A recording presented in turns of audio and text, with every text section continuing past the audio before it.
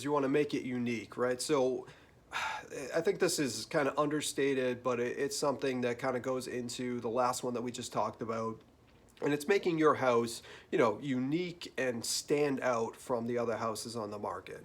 So if you only have so many buyers in the market, you're looking to really make your house stand out. You want to make it unique as possible.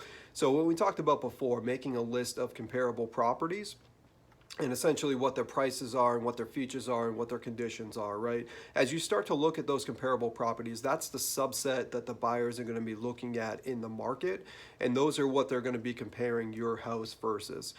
So essentially what you want to do is you want to, if you have a buyer that's looking at a list of 5 to 10 to 100 houses, whatever those are, and all those houses have the same features over and over, right? It might be brown paint on the outside, it might be tan paint on the inside with white trim, it might all have laminate countertops and white or black appliances, things like that. So what you want to do is you want to look for those trends in those houses, and then you essentially want to make your house stand out, right? So if every house has laminate countertops, you want to make sure that you have granite or quartz. If every house has white appliances or black appliances, those cheap appliances, you want to make sure you get the stainless steel in there.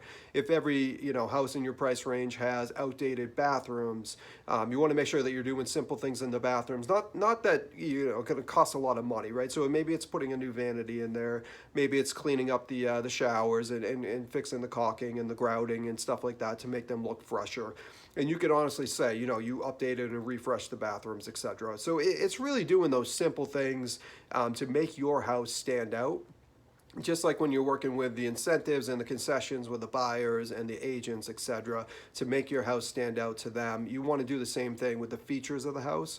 So paint it a different color than everyone else, right? If everyone else has tan walls inside or white walls inside, you want to do like a light gray or something that's still neutral but still a little bit different, so it makes that pop in their mind, right? So you definitely want to make sure that your house is unique. You want to be standing out. You want to make sure you give them something essentially to think of, whether it's the next day or the day that they went out and saw 50 houses and everything's blurring together. This is a good way to look at it.